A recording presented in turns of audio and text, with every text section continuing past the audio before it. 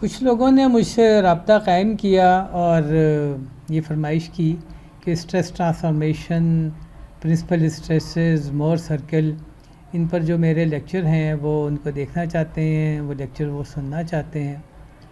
तो मैंने ये इन टॉपिक्स पर ये लेक्चर तरतीब दिए हैं और ये लेक्चर जो है ये सिलसिले का पहला लेक्चर है। तो इंशाल्लाह मुझे उम्मीद है कि आपको ये लेक्चर पसंद आएंगे और इन टॉपिक्स पर जो आपके कॉन्सेप्ट हैं वो उनको वाज़ेह करने में, उनको क्लियर करने में ये लेक्चर मददगार होंगे। असल मौजू पर आने से पहले हम कुछ तमहीदी बात कर लेते हैं। स्ट्रेस के बारे में हम पहले भी बात कर चुके हैं कि ये एक पॉइंट प्रॉपर्टी है और जब भी हमारा स्ट्रक्चर जो है उस पर लोड लगेंगे तो हर पॉइंट पर स्ट्रेस पैदा हो जाएगी और उसको हम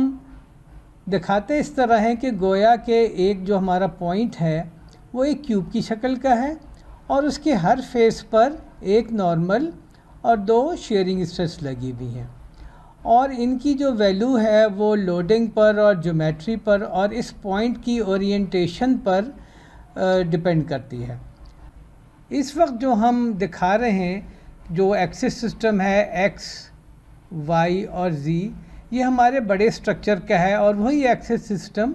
इस पॉइंट का भी है। तो इस पॉइंट की भी तमाम चीज़ें इसी एक्सिस सिस्टम के तहत है, यानी कि ये डायरेक्शन जो है एक्स डायरेक्शन है, ये डायरेक्शन जो है वो ज़ी डायरेक्शन है और ये डायरेक्शन जो है वाई डायरेक्शन है। उसी वजह से यहाँ पर स्ट्रेसेस के जो नाम हैं वो sigma x, sigma x y, sigma x z, sigma y y वग़ैरह हैं। हमें ये भी पता है कि ये जो पैरेलल प्लेन्स जो हैं, जो पैरेलल सरफेसेस हैं इस क्यूब की, उन पर स्ट्रेस की वैल्यू बराबर है, यानी कि ये सिग्मा एक्स एक्स इस सिग्मा एक्स एक्स के बराबर है। ये मटेरियल पॉइंट इक्विलिब्रियम में है क्योंकि जिस स्ट्रक्चर से ये लिया गया है वो इक्विलिब्रियम में है और जब हमने इस पॉइंट को अलग किया है तो तमाम फेसेस पर वो स्ट्रेसेस लगा दी हैं, तो ये इंश्योर करेंगी कि ये पॉइंट भी इक्विलिब्रियम में रहे। स्ट्रेस की जो पॉजिटिव और नेगेटिव कन्वेंशन है वे भी प्रॉपर्ली डिफाइंड है। फॉर एग्ज़ाम्पल, यानी कि ये सिग्मा एक्स एक्स जो कि टेंसाइल है ये पॉजिटिव है। इस क्यूब में जो हमने ड्रॉ की हुई हैं स्ट्रेसेस ये सारी पॉजिटिव ड्रॉ की हुई हैं। स्ट्रेस के बारे में हमें ये भी पता है कि अगर तीन म्यूचुअली परपेंडिकुलर प्लेन पर जिनमें एक पॉइंट कॉमन हो उस पर अगर हमें स्ट्रेस पता हो तो हम किसी भी और ओरिएंटेशन में या हम एक्स वाई जी एक्सिस सिस्टम को किसी और ओरिएंटेशन पर घुमा दें, पॉइंट तो हमारा वही रहेगा, मगर अब जो नई स्ट्रेस सिचुएशन पैदा हो जाएगी उस नई प्लेन पर वो हम कैलकुलेट कर सकते हैं, शर्त जिस तरह मैंने पहले बताई कि ये वाली जो स्ट्रेसेस हैं तीन म्यूचुअली परपेंडिकुलर प्लेन पर वो हमें पता होनी चाहिए। पिछली स्लाइड में जो हमने बात की वो फुल 3D स्ट्रेस सिचुएशन थी। अगर इस तरह हो कि जो तीन म्यूचुअली परपेंडिकुलर प्लेन हैं तो उनमें से एक प्लेन पर, जो यहाँ पर जिस तरह हम दिखा रहे हैं, उस प्लेन पर कोई भी स्ट्रेस ना हो तो ये प्लेन स्ट्रेस सिचुएशन कहलाती है और इस केस में हम दो नॉर्मल और एक शेयरिंग स्ट्रेस से डील करते हैं। शेयरिंग स्ट्रेस में ये बताना चाहूँगा कि बाद वक़्त इसको सिग्मा एक्स वाई भी लिखते हैं और बाद वक़्त इसको टाउ एक्स वाई भी लिखते हैं। सिग्मा एक्स एक्स को हम सिग्मा एक्स भी मुख्तसरन लिख सकते हैं, इसी तरह सिग्मा वाई वाई को हम सिग्मा वाई भी लिख सकते हैं। यही सिचुएशन हमने यहाँ पे भी दिखाई गई है और आपको अक्सर किताबों में ये इस तरह भी मिलेगी। इस सिचुएशन को 2D स्टेट ऑफ स्ट्रेस भी कहते हैं, प्लेन स्ट्रेस भी कहते हैं और ये सिचुएशन बड़ी रियलिस्टिक है। एरोस्पेस, मैकेनिकल, सिविल स्ट्रक्चर में आपको काफ़ी इस तरह के स्ट्रक्चर मिलेंगे। जनरली इनकी डायमेंशन में भी एक डायमेंशन इनकी बाकी दो डायमेंशंस के मुकाबले में कम होती है। अब जो हम डिस्कशन करेंगे उसमें हम सिर्फ प्लेन स्ट्रेस सिचुएशन पर बात करेंगे। हमारी तमहीदी बातों का सिलसिला भी जारी है। अब हम मुख्तलिफ़ स्ट्रक्चर देखेंगे और उसमें देखेंगे कि स्ट्रेस किस तरह कैलकुलेट होती है और वो उसकी ओरिएंटेशन वगैरह क्या होती है। सबसे पहले हम बीम की एग्ज़ाम्पल लेते हैं। ये बीम हमारे सामने है और इसमें दोनों एंड पर बेंडिंग मोमेंट लगी हुई है, तो ये इसको हम कह सकते हैं कि बीम अंडर प्योर बेंडिंग है। इसमें किसी भी पॉइंट पर अगर स्ट्रेस हमने कैलकुलेट करनी हो तो हमें इसका फार्मूला पता है कि sigma x x is equal to minus M y over I. M जो है वो अप्लाइड बेंडिंग मोमेंट है, वाई जो है वो न्यूट्रल एक्सिस से डिस्टेंस है उस पॉइंट का, और आई जो है वो एक ज्योमेट्रिक प्रॉपर्टी है। तो अगर फॉर एग्जांपल हम इस पॉइंट पर अगर हम कैलकुलेट करना चाहें कि स्ट्रेस क्या है, तो वो इस तरह की होगी कि उसके इधर एक स्ट्रेस लगी होगी और इधर एक स्ट्रेस लगेगी और कोई भी स्ट्रेस कहीं भी नहीं होगी। इसी तरह अगर हमें टॉर्शन को देखें और हम टॉर्शन के उसमें यहाँ कहीं पर स्ट्रेस निकालना चाहते हैं, तो फिर उसकी सिचुएशन कुछ इस तरह की होगी कि ये स्ट्रेस सिचुएशन होगी और टाउ एक्स वाई हम इस फार्मूले से कैलकुलेट करेंगे कि टी सी ओवर जे, जे जो है वो ज्योमेट्रिक प्रॉपर्टी है, टी जो है वो ट्विस्ट है और सी जो है वो डिस्टेंस है सेंटर से लेके उस पॉइंट तक का। यहाँ इस बात का ख्याल रहे कि इन पॉइंट्स की जो अपनी ओरिएंटेशन है वो बिल्कुल इन जो हमारे बड़े स्ट्रक्चर हैं उनके साथ ये प्रॉपर्ली अलाइंड है, ये किसी और ओरिएंटेशन पर नहीं है बल्कि ये प्रॉपर्ली अलाइंड है, जब भी इनका नाम सिग्मा एक्स एक्स और टाउ एक्स वाई रखा गया है। तो ये लोडिंग और ओरिएंटेशन पर आप गौर करें। इसी तरह अगर हम आगे चलें और हम देखें एक बीम जिसमें ट्रांसवर्स लोडिंग भी लगी हुई है और उसमें हम किसी पॉइंट पर स्ट्रेस अगर देखना चाहें तो रेलिवेंट फार्मूले इस्तेमाल करेंगे, तो स्ट्रेस सिचुएशन ये होगी और पॉइंट जो है वो प्रॉपर्ली अलाइंड है, यानी कि किसी और ओरिएंटेशन पर ये पॉइंट नहीं है। और अगर हम मोस्ट जनरल केस में देखें जहाँ पर के बहुत ही अपनी ओरिएंटेशन पर फोर्स लगी हुई है जो कि टॉर्क भी दे रही है और बेंडिंग मोमेंट भी दे रही है और एक्सियल फोर्स भी दे रही है, तो उसमें हमें ये कंप्लीट स्ट्रेस सिचुएशन मिल जाती है। और इसमें भी अगर आप देखें तो फार्मूले के तहत इस प्रॉपरली हम ये तमाम चीज़ें कैलकुलेट कर सकते हैं, sigma x tau x y sigma y y, और ये प्रॉपरली अलाइंड होंगे जो हमारे स्ट्रक्चर का जो एक्स वाई सिस्टम होगा उससे। तो लोडिंग और ओरिएंटेशन वगैरह पर आपको इसमें गौर करने की ज़रूरत है, मगर तमाम चीज़ों का हिसाब किताब पहले ही रखा जा चुका है जब हमने ये इसके जो रेलेवेंट फार्मूले डेवलप किए थे। अब यहाँ पर दो सवाल पैदा होते हैं। पहला सवाल तो ये है कि अगर ये स्ट्रेस हमने इस पॉइंट के लिए कैलकुलेट की है जो कि इस तरह अलाइंड है, तो क्या ओरिएंटेशन से स्ट्रेस जो है वो चेंज हो जाएगी? तो जवाब है कि जी बिल्कुल चेंज हो जाएगी। दूसरा ये है कि क्या जो स्ट्रेस हमने ये कैलकुलेट की है ये क्या ये मैक्सिमम स्ट्रेस है उस पॉइंट पर? तो इसका जवाब है कि जी ये मैक्सिमम स्ट्रेस नहीं है, मैक्सिमम स्ट्रेस कुछ और है और वो हमें कैलकुलेट करनी पड़ेगी और वो किसी और ओरिएंटेशन पे भी हो सकती है। और ये स्ट्रेस भी हो सकती है कि हो सकता है ये मैक्सिमम हो, लेकिन मेजॉरिटी ऑफ द टाइम वो किसी और ओरिएंटेशन पर होती है। ये वो स्ट्रेस है जो हमने फार्मूले से कैलकुलेट कर ली, मगर जो मैक्सिमम स्ट्रेस है वो किसी और ओरिएंटेशन पर होगी और हमारा काम ये होगा कि हम उसकी जो एंगल है एक्स एक्सिस से वो भी हम निकालें और जो उसकी वैल्यू है वो भी हम निकालें। तो अब तक जो हमने बातें की अगर हम उसको मुख्तसरन लिखना चाहें तो हम ये लिख सकते हैं कि जो स्ट्रेस भी हमने कैलकुलेट की है प्रॉपर फार्मूले वगैरह इस्तेमाल करके, वो एक प्रॉपर डिफाइंड एक्सिस सिस्टम के तहत कैलकुलेट हुई है और एक प्रॉपरली डिफाइंड या गिवन लोडिंग सिचुएशन के तहत कैलकुलेट हुई है। और वो जो हमारा लेफ़्ट साइड पर जो है वो शो हमने की है कि ये हमारा पॉइंट है, उस पॉइंट की एक प्रॉपर ओरिएंटेशन है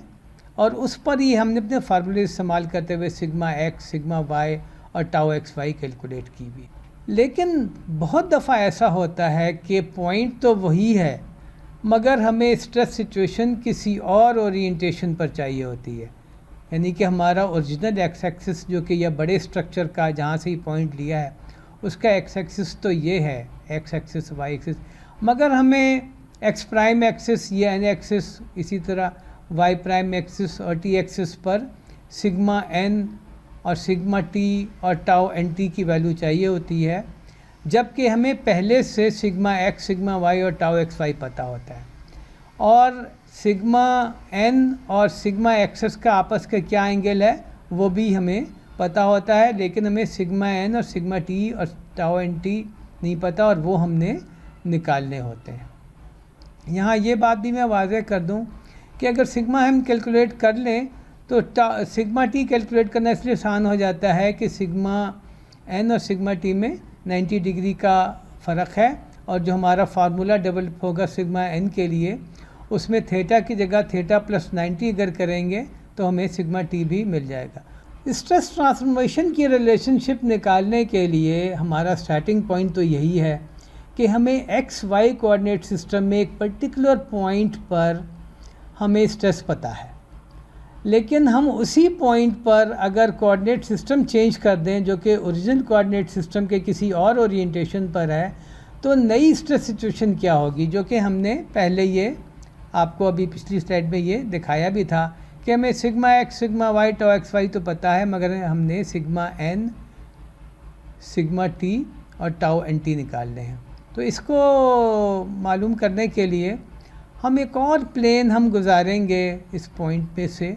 और कुछ इस तरह की सिचुएशन रख लेंगे कि या तो हम इस तरह प्लेन गुजार लेंगे या हम इस तरह प्लेन गुजार लेंगे और इस तरह की सिचुएशन पता कर लेंगे, और इसमें हम इक्विलिब्रियम को इस्तेमाल करते हुए सिग्मा एन और टाउ एन टी मालूम कर लेंगे, जबकि हमें sigma x, tau x y और सिग्मा वाई हमें मालूम है। और हमें ये भी मालूम है कि एक्स एक्सिस और एन एक्सिस, ये एक्स एक्सिस है, ये एन एक्सिस है, इसके दरमियान एंगल जो थीटा है वो हमें गिवन है। यहाँ ये बात याद रहे कि हमने जो इक्विलिब्रियम का लफ्ज़ इस्तेमाल किया है तो इक्विलिब्रियम फोर्सेस में होता है, स्ट्रेसेस में नहीं होता, तो हमें इन स्ट्रेसेस को फोर्सेस में कन्वर्ट करना पड़ेगा, और स्ट्रेसेस को फोर्सेस में कन्वर्ट करने के लिए ये स्ट्रेस जिस एरिया पर एक्ट कर रही हैं उससे हमें मल्टीप्लाई करना होगा। हम अपनी गुफ्तगू को आगे लेके चलते हैं। हम अपने क्यूब एलिमेंट से जब एक प्लेन गुजारेंगे तो हमें एक प्रिज्मेटिक वेज मिल जाएगा जो कि कुछ इस किस्म का होगा। इसकी थिकनेस तो सबके लिए सेम है मगर उसका एरिया मुख्तलिफ होगा। तो लेट्स से कि ये एन प्लेन पर अगर एरिया डेल्टा ए है तो एक्स प्लेन पर area delta A cosine theta होगा क्योंकि ये एंगल थीटा है, और वाई प्लेन पर area delta A sine theta होगा। हम ये इसलिए कर रहे हैं कि हमें स्ट्रेसेस तो पता है मगर एरिया से जब हम मल्टीप्लाई करेंगे तो ये फोर्सेस बन जाएंगी जो कि हमारा अगला स्टेप है, और जब फोर्सेस को इक्विलिब्रियम में रखेंगे तो हम सिग्मा एन और टाउ एन टी निकालने की पोजीशन में आ जाएंगे। तो जनाब ये एरिया है उसको हमने रिस्पेक्टिव स्ट्रेस से मल्टीप्लाई कर दिया, तो ये वाली फ़ोर्स बन गई सिग्मा एन डेल्टा ए, ये फ़ोर्स बन गई टाउ एन टी डेल्टा ए। यहाँ पर जो एरिया है वो है डेल्टा ए साइन थीटा, उसको सिग्मा वाई और टाउ एक्स वाई से मल्टीप्लाई किया तो ये भी दो फोर्सेस जो कि इस सरफेस पर ऐड कर रही हैं वो भी पता चल गई, और जब इस सरफेस पर जो स्ट्रेसेस ऐड कर रही हैं उनके रिस्पेक्टिव एरिया से मल्टीप्लाई किया सिग्मा एक्स को और टाउ एक्स वाई को, तो ये भी फोर्सेस बन गई। अब हम इस पोजीशन में आ गए हैं कि इस वेज एलिमेंट पर हम इक्विलिब्रियम इक्वेशन लिख सकें, और ये जो दो अननोन स्ट्रेसेस हैं इनको हम नोन स्ट्रेसेस के फंक्शन के तौर पर हम लिख सकें। अब हम एन डायरेक्शन में फोर्सेस को अगर सम करें तो यहाँ पर अगर आप देखें तो एन डायरेक्शन में एक फ़ोर्स है सिग्मा एन डेल्टा ए, और जो इन दो फेसेस पर चार फोर्सेस ऐड कर रही हैं इन चारों के कंपोनेंट एन डायरेक्शन में है। तो हम अपनी summation of F n equal to zero यानी कि जो इक्विलिब्रियम इक्वेशन है वो फिर इस तरह लिख सकते हैं कि सिग्मा एन डेल्टा ए ये स्ट्रेस है, ये एरिया है, तो ये फोर्स बन गई, minus sigma x delta A cosine theta ये फोर्स है, और ये इसका कंपोनेंट है कोसाइन थीटा जो कि एन डायरेक्शन में एक्ट करेगा। इसी तरह minus tau x y delta A cosine theta sine theta minus sigma y delta A sine theta ये फोर्स है into sine theta minus tau x y delta A sine theta into cosine theta ये इसके component हैं और ये forces हैं। और इनका सबका सम जो है वो 0 के बराबर होगा। इसको अगर हम रीअरेंज करें तो sigma n is equal to sigma x cosine square theta plus sigma y sine square theta plus 2 tau x y sine theta cosine theta, ये हमें मिल जाएगा। डेल्टा ए सब में कॉमन है तो वो कैंसिल हो जाएगा, तो हमें डेल्टा ए मालूम करने की ज़रूरत ही नहीं पड़ी। ट्रिग्नोमेट्रिक रिलेशनशिप हैं जो कि मैंने यहाँ पर लिखी हुई है। Sine theta is equal to 2 sine theta cosine theta, cosine 2 theta is equal to cosine square theta minus sine square theta, इसी तरह cos square theta is equal to 1 plus cos 2 theta over 2 और sine square theta is equal to 1 minus cosine 2 theta over 2। ये हमारे पास trigonometric relationship हमें पता है, इनको हम इस्तेमाल करके इसको एक दूसरे तरीके से लिख सकते हैं। वो इस तरह कि सिग्मा एन जो है वो sigma x plus sigma y over 2 plus sigma x minus sigma y over 2 cosine 2 theta plus tau x y sine 2 theta, जो कि एक निस्बतन सिंपलर रिलेशनशिप है, सिर्फ ये है कि थीटा की जगह अब 2 थीटा आ गया है। यहाँ पर हम एक और काम भी कर सकते हैं। यहाँ पर अगर हम थीटा की जगह थीटा प्लस 90 कर दें तो हम सिग्मा टी भी निकाल सकते हैं। तो सिग्मा टी जो है वो आएगा sigma x plus sigma y by 2 minus sigma x minus sigma y by 2 cosine 2 theta minus tau x y sine 2 theta, ये हमें मिल जाएगा। गोया हमने sigma N in terms of sigma x sigma y tau x y and theta पता कर लिया, sigma T in terms of sigma x sigma y tau x y और थीटा ये पता कर लिया। अब हम टी डायरेक्शन में फोर्सेस को सम करते हैं। ये हमारा एलिमेंट है, टी डायरेक्शन इस डायरेक्शन में है और उसमें एक force tau N T delta A लगी हुई है। बाकी इस फोर्स का और इस फोर्स का एक कंपोनेंट पॉजिटिव टी डायरेक्शन में होगा और इस फोर्स का और इस फोर्स का कंपोनेंट नेगेटिव टी डायरेक्शन में होगा। इसको अगर हम लिखेंगे तो इस तरह की सिचुएशन बनेगी कि tau N T delta A plus sigma x delta A cosine theta, ये फोर्स हो गई, साइन थीटा ये इसका कंपोनेंट हो गया, minus tau x y delta A cosine theta minus sigma y delta A sine theta cosine theta plus tau x y delta A sine theta is equal to 0। इसको हम इस तरह लिख सकते हैं कि tau N T is equal to minus sigma x minus sigma y sine theta cosine theta plus tau x y cosine square theta minus sine square theta. वही trigonometric relationship जो हमने पहले इस्तेमाल की थी उन्हीं को हम इस्तेमाल करेंगे और यहाँ साइन स्क्वायर और कोसाइन स्क्वायर और साइन थीटा कोसाइन थीटा से हम जान छुड़ा लेंगे, मगर बात आ जाएगी साइन 2 थीटा और कोसाइन 2 थीटा पर। तो टाउ एन टी जो है वो बनेगा minus sigma x minus sigma y over 2 sine 2 theta plus tau x y cosine 2 theta पर। टाउ एन टी हमें पता नहीं था, वो हमने पता कर लिया क्योंकि सिग्मा एक्स सिग्मा वाई और थीटा और टाउ एक्स वाई ये हमें पता है। इस लेक्चर में हमने स्ट्रेस ट्रांसफॉर्मेशन की बात की कि अगर हमें एक्स वाई एक्सिस पर स्ट्रेसेस पता हैं सिग्मा एक्स सिग्मा वाई और टाउ एक्स वाई, और हमें एक नए एक्सिस सिस्टम पर जो कि एक्स वाई एक्सिस सिस्टम से किसी एंगल पर है और वो एंगल थीटा है, तो हम उस एक्सिस सिस्टम पर जिसको अगर हम नाम देना चाहें तो एंटी एक्सिस सिस्टम का नाम दे सकते हैं, या x prime y prime axis system का नाम दे सकते हैं। तो उसमें स्ट्रेसेस क्या होंगे, यानी कि सिग्मा एन सिग्मा टी और टाउ एन टी क्या होंगे। Thank you very much. उम्मीद है आपको ये लेक्चर पसंद आया होगा।